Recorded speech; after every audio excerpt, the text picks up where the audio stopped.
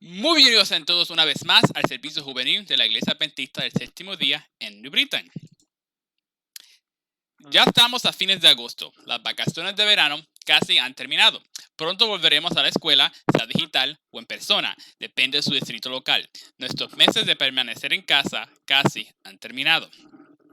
Esta vez, para nuestra oración inicial, tenemos en mente, número 1, la seguridad de la reapertura de las escuelas, número 2, los empleados y dependientes del Servicio Postal de los Estados Unidos, y número 3, todos aquellos afectados por la inspección en Beirut, Líbano.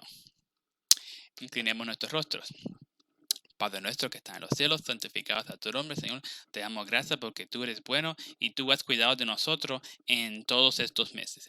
Ahora que nuestra nación está comenzando a reabrir las escuelas y estamos de nuevo mandando a los jóvenes y niños a las clases en persona. Te pedimos, Señor, que mandes un ángel de seguridad a protegerlos ambos, a los estudiantes como a los maestros y todas facultades dentro del edificio. La educación es muy importante y en estos tiempos inseguros podemos tener un poco de mejor, Señor, pero manda tu protección sobre todos aquellos que solamente están yendo a sus clases. También te pedimos por los empleados y los dependientes del servicio postal. Ahora mismo el servicio postal estadounidense está pasando por tiempos muy difíciles. A través de los últimos años han ellos estado cada vez perdiendo más y más dinero y debido a esta pandemia y la posibilidad de votar, no se sabe qué sucederá con ellos. ¿Habrá suficiente personal? ¿Tendrán que trabajar horas extra? Es algo que no se sabe, pero todo aquel que depende del servicio postal como trabajo o depende del servicio postal para hacer su negocio o depende del servicio postal para recibir sus medicamentos, Señor, pon tu mano sobre ello y bendícelo. Y últimamente te pedimos por todos aquellos afectados por la tragedia en Beirut, Señor. Pero muchas muertes y muchos heridos. Pon tu mano sobre ellos, mándale consuelo, mándale alivio. En el nombre de tu Hijo Jesús te lo pedimos. Amén. Amén. Muy bien. Ahora podemos comenzar nuestro devocional. Muy bien, espero que no sea mucha molestia. Tuve que prender el abanico porque está un poco caluroso aquí. Espero que no haga demasiado ruido que distraiga. Bueno, para nuestro devocional voy a hacer algo diferente. Vamos a leer la Biblia, sí, pero lo vamos a hacer de una manera, creo que más divertida. Para muchos de nosotros el verano significa ver las nuevas películas de acción. Yo voy a hacer un pitch, ¿no? Una recomendación de una película.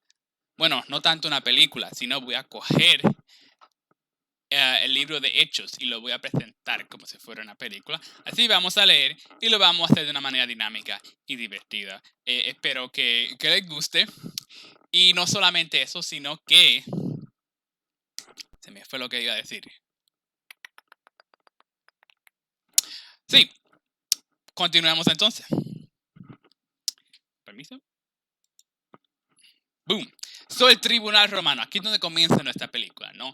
Muchas personas caminando, hablando, un gran murmullo, mucha tensión.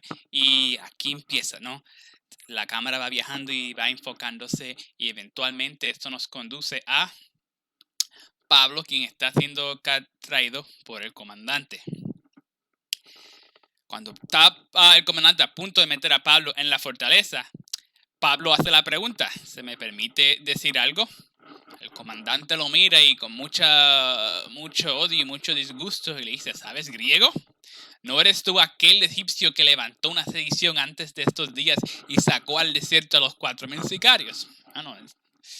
Pablo lo mira y confundido le dice: bueno, yo de cierto soy un hombre judío de Tarso, ciudadano de una ciudad no insignificante de Sicilia, pero te ruego que me permitas hablar al pueblo. En este momento el comandante se da cuenta de que este no es el egipcio que levantó la sedición, y haber escuchado esto, el comandante decide que está bien y le permite a Pablo que diga lo que tiene que decir. Pablo entonces se pone en pie a un lugar alto, levanta las manos como para señalar al pueblo que tengan silencio, y entonces llega silencio y Pablo comienza a hablar en la lengua hebrea diciendo... Toda película tiene ese momento cuando entran los, como dicen en inglés, los opening credits, ¿no? Y empiezan a señalar rápidamente los nombres de los actores y los nombres de los estudios envueltos, ¿no? A mí me gusta mucho ver los Avengers y siempre lo hacen como tipo estatus, así como que repasando lo que ha sucedido en las otras películas por aquí o que no va. Será aquí un buen momento para enseñar en forma ilustrada. Aquí use en vidrio, pero cualquier tipo de forma antigua para ir enseñando escenas de lo que había sucedido antes de que Pablo llegara delante del tribunal, sin tener que entonces hacer la película muy larga. Y en ese tiempo, recuerden, están poniendo los nombres de los actores y el nombre de los estudios de una manera rápidamente. Pero mientras enseñan eso, también se escucha la voz de Pablo. Recuerden, Pablo se levantó frente al tribunal, levantó las manos y iba a hablar. Eso enseñan o escuchamos lo que Pablo está diciendo mientras ponen esas imágenes y escuchamos a Pablo decir: hermanos y padres, oíd ahora mi defensa ante vosotros. Yo de cierto soy judío, nacido en Tarso, Sicilia, procreado en esta ciudad, instruido a los pies de Gamaliel, estrictamente conforme a la ley de nuestros padres, celosos de Dios como hoy lo sois todos vosotros. Y de nuevo todo esto lo pueden enseñar en forma de ilustración, cuadros, pinturas, etcétera, etcétera, mientras se escucha la voz hablando. Perseguía yo este camino hasta la muerte, prendiendo y entregando en las cárceles a hombres y mujeres.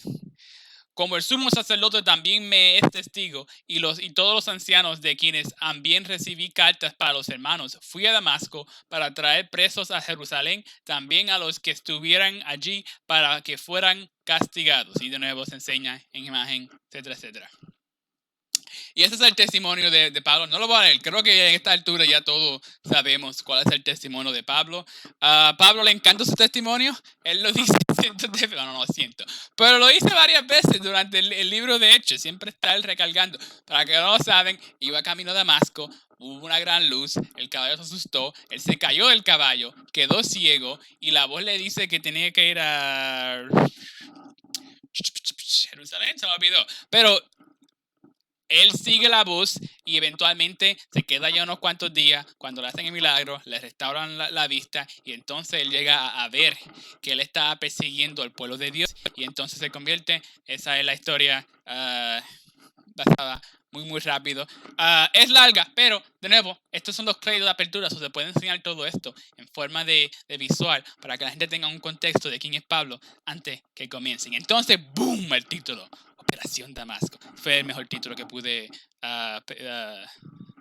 pensar. No sé si ustedes puedan pensar uno mejor, pero ese fue el título en que yo traje. Y bueno, primera escena.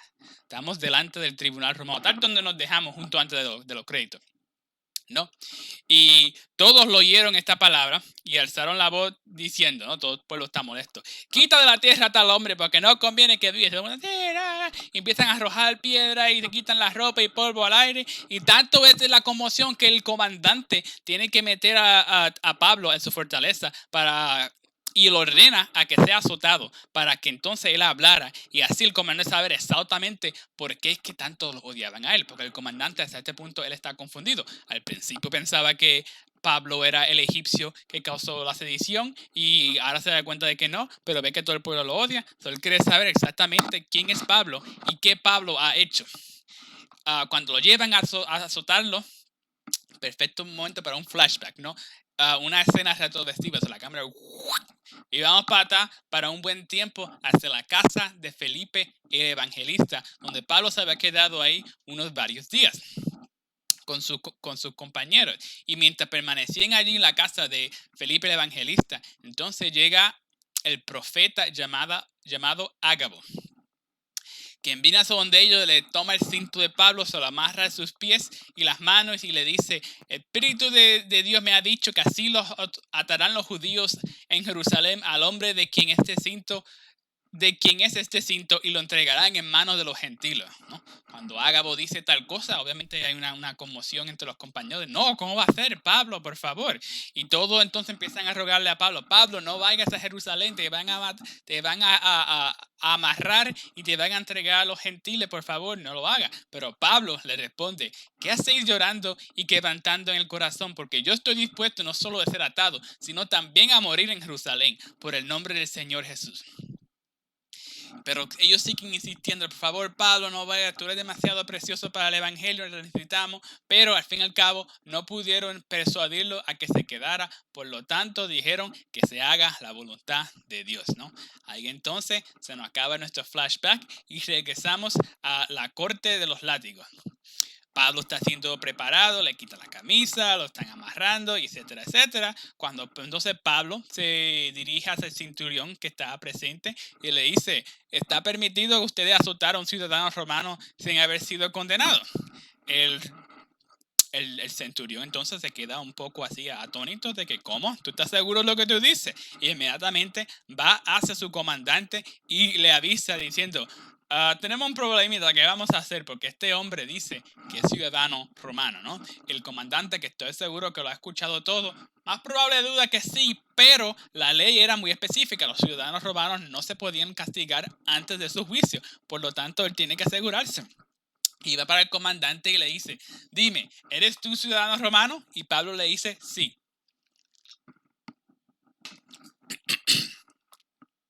Entonces responde el comandante, yo con una gran suma adquirí mi ciudadanía, pero Pablo responde, y yo la tuve de nacimiento. Eso es un rango ya más alto, eso ahora el comandante tiene que actuar de una manera más precavida. Así que él apuntó que lo apartaron y que lo sacaran de la corte de los látigos.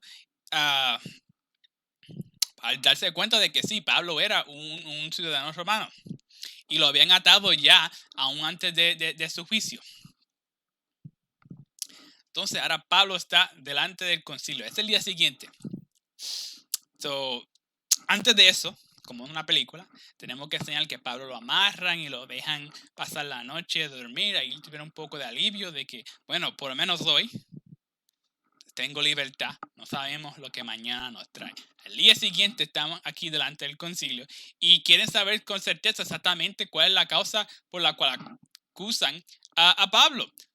De nuevo, todavía ellos no saben. Iban a latigarlo para sacar la verdad de él, pero todavía ellos no saben. Lo traen libre de cadena, simplemente lo dejan entrar y lo traen delante de los principales sacerdotes y todos los del concilio, y traen a Pablo y lo presentan delante de ellos. Entonces Pablo mira fijamente al concilio y empieza a hablar, hermanos, yo con toda buena conciencia he vivido delante del Dios hasta el día de hoy. El sumo sacerdote Ananías ordenó entonces a los que estaban junto a él que lo golpearan en la boca. El sumo sacerdote no está nada de alegre de ver a Pablo y ver que Pablo todavía está libre. Se ordena que le peguen en la boca. Pablo va a la defensiva y dice, Dios te golpeará a ti, pared blanqueada. Y todo el mundo, ¡ah! Le llamó pared blanqueada. ¿Estás tú sentado para juzgarme conforme a la ley y quebrantando la ley y me mandas a golpear? Los que estaban presentes, todos, de nuevo, haber escuchado esto, le dicen a Pablo, tú insultas al sacerdote de Dios, al sumo sacerdote de Dios. Y Pablo entonces tiene que corregirse y decir, perdón, no sabía, hermano, que fuera el sumo sacerdote. Pues escrito está, no maldecirás a un príncipe de tu pueblo. El mismo Pablo entonces reconoce de que, bueno, yo no sabía que él era el sumo sacerdote. Si lo hubiera sabido, no hubiera actuado de esa manera. Entonces Pablo está notando que una parte de los que lo acusaban eran saduceos y otros eran fariseos. Y eso a él se le ocurrió la idea de cómo podía salirse de ese lío. Y le dice, hermanos, yo soy fariseo, hijo de fariseo. Acerca de la esperanza y de la resurrección de los muertos, se me juzga. Ahí Pablo hizo algo muy interesante. Él se identificó con mitad de lo que lo estaban acusando y dijo algo que mitad de lo que lo estaban acusando estaban de acuerdo, pero la otra mitad no estaba de acuerdo. Y cuando él dijo esto, se produjo una gran discusión entre los fariseos y los saduceos y la asamblea se dividió. Imagínense en eso. Pablo dice esto y entonces muchos de los fariseos dicen, bueno, claro, nosotros creemos eso y eso no es razón por la cual lo juzguen. Pero entonces los saduceos que no creen eso dicen, no, eso sí es razón. Y entonces cada cual va en contra de sí mismo y se quema el murmullo. Y ahora mitad, la casa que lo acusaba está dividida entre de ellos mismos. Porque los saduceos dicen que no hay resurrección, ni ángel, ni espíritu, pero los fariseos afirman de que sí existen. Entonces hubo un gran vocerío y levantándose los escribas de la parte de los fariseos, discutían diciendo, ningún mal hallamos en este hombre, que si un espíritu le ha hablado o un ángel, no resucitamos a Dios. Solo todos los fariseos se pusieron de parte de Pablo y están diciendo, bueno, él no ha hecho nada malo. Si él dice que un espíritu le habló, pues un espíritu le habló y eso es así, dejémoslo así. Todo por ello ganar el argumento contra los saduceos. Y como la discusión era cada vez más y más fuerte, el comandante, temiendo que Pablo fuera despedazado por ello, mandó que bajaran los soldados, lo arrebataran en medio de ellos y lo llevaran a fortaleza. Ahora el comandante, que todavía no sabe qué es lo que Pablo ha hecho, empieza a temer de que en medio de toda esta conmoción lo maten. El comandante, pues él era la ley, él no puede dejar que el pueblo actúe por sí mismo o por encima de él, o que traigan su propia justicia de vigilante. Él se da cuenta de que el prisionero, el acusado, está en peligro, solo tiene que mandar a la fortaleza para protegerle su vida. A la noche siguiente, el Señor le habla a Pablo y le dice, ten ánimo, Pablo, pues como has testificado de mí en Jerusalén, así es necesario que testifiques también en Roma. Dios le dice, ¿estás bien? Ten ánimo. Necesito ahora que tú vayas a Roma a testificar. Entienden de que ahora mismo Pablo está en Jerusalén. Complot de asesinato. Al día siguiente hay como unos 40 y pico de hombres y están todos reunidos y ellos deciden hacer un plan para asesinar a Pablo. Y entre ellos mismos se juramentaron bajo una maldición diciendo que no comerían ni beberían hasta que no hubieran dado muerte a Pablo. Nadie va a comer y nadie va a beber antes de que Pablo está muerto. Y si llegan a hacerlo, comer o beber antes de que Pablo muera, le va a venir una gran maldición a ellos. Eran más de 40 los que habían hecho esta conjuración, los cuales fueron a los principales sacerdotes y los ancianos y le dijeron, nosotros nos hemos dado bajo juramento, bajo maldición, a no gustar nada hasta que hayamos dado a muerte a Pablo. Ahora ellos van para allá, le dicen, no vamos a hacer, tenemos esto, no vamos a comer hasta que Pablo esté muerto. Este es el plan. Como ustedes son el concilio, necesitamos que ustedes hablen con el comandante y le pidan mañana que traigan a Pablo, como bajo el pretexto de que le vamos a hacer unas cuantas preguntas. Y cuando ellos le traigan a Pablo a ustedes, los 40 de nosotros vamos a entrar y lo vamos a matar antes de que él entre al concilio. Es una conspiración de dos niveles. El concilio trabajando con estos 40 y pico de hombres. El concilio lo pide, los hombres lo matan y ya se deshacieron de Pablo muy sencillamente. Pero como siempre, toda película hay un momento en acción. En este momento, cuando está sucediendo, el sobrino de Pablo, que nunca habíamos escuchado antes, y si no me equivoco, nunca volvemos a escuchar de él. El sobrino de Pablo escuchó lo que lo que ellos estaban tramando desde la celada. Y él fue a donde Pablo a decirlo, pero creo que esto es una buena escena de acción. ¿No? Podemos enseñar la parte mientras ellos están haciendo el complot de cómo van a matarlo y el sobrino de Pablo está ahí escondido y no quiere que lo vean, ¿no? Y cada vez se acerca y tiene que escaparse de entre ellos porque si lo ven lo identifican. Y eso es una buena escena así de acción, de suspenso para el vidente, la audiencia de esta película. Pero eventualmente llega el sobrino de Pablo y le dice a Pablo de lo que está sucediendo. Pablo, obviamente, tomando esto en serio, llama a nuestros centuriones y le dice, tienes que llevar a este joven al comandante para que le avise lo que está sucediendo. Al principio los centuriones están, no, nosotros no tomamos reglas de usted, pero él les suplica y les ruega, no, que esto es importante. Eventualmente el centurión se pone de acuerdo y lo lleva hacia el comandante, al cual le dice, preso Pablo, me rogó que le trajera a este joven, y el comandante le pregunta, ¿qué tienes que decirme? Y el joven le dice, los judíos han convenido de rogarte que mañana lleves a Pablo en el concilio con el pretexto de que van a inquirir alguna cosa más cierta acerca de él, pero tú no lo creas porque más de 40 hombres de ellos lo acechan, los cuales han juramentado bajo maldición a no comer ni beber hasta que le hayan dado muerte y ahora están listos esperando tu promesa. Entonces el comandante despidió al joven mandándole que a nadie dijera lo que había visto. El comandante, de nuevo, él es la ley. Él no puede dejar que cualquiera vaya y tome justicia dentro de su territorio. Es el juez, ese es su trabajo. Ahora él entiende de que tiene que proteger a Pablo hasta que Pablo tenga su juicio. Entonces llega la misión. El comandante llama a los centuriones, manda que preparan la hora tercera de la noche 200 soldados, 70 jinetes y 200 lanceros para que fueran hasta Cesarea y prepararan cabalgaduras en que poniendo a Pablo lo llevaran a salvo a Félix el gobernador. Ahora el comandante, para proteger a Pablo, se da cuenta de que tiene que actuar rápidamente durante la noche. Lo va a mandar rodeado básicamente por un ejército, ¿no? 200 soldados, 70 jinetes y 200 lanceros. Pablo está protegido por todos lados, pero en entonces lo hace durante la noche, cuando todo el mundo está durmiendo. Así nadie sospecha y se pueden ocultar dentro de las tinieblas. Y también le escribió una carta al gobernador explicando lo que estaba sucediendo. No la voy a leer, pero creo que en la película se leería un poquito más después. Los soldados toman a Pablo tal como se lo ordena y lo llevaron de noche a Antipatris.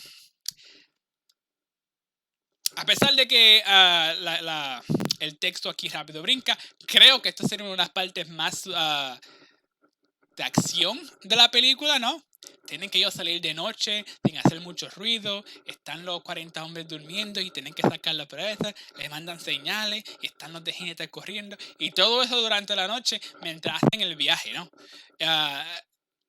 Posiblemente alguien las nota, pero tienen que...